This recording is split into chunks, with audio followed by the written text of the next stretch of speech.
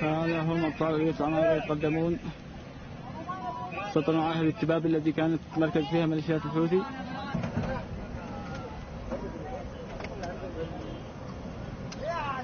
هذا هم أبطال اليوس العمالقة يسيطرون على هذه المتارس في عسيلان.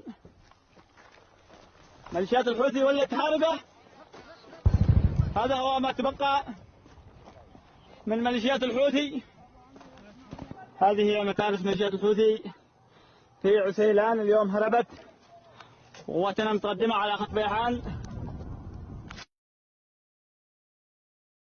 الحواجز الترابية التي وضعها الحوثي وقطع فيها الطريق خوفا من تقدم اليوس عمالقة.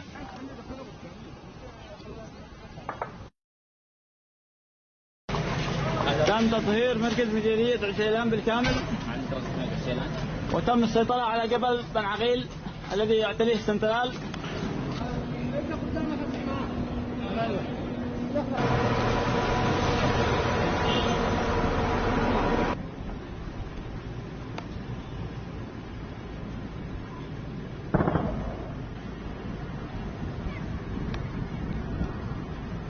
نحن الآن سيطرنا على عسيلان وعلى حيد عقيل بن عقيل ومتقدمين إن شاء الله الآن إلى النقوب وبيحان بإذن الله تعالى. تطهير مدينة عسيلان، والآن سوف نطهر مدينة بيحان.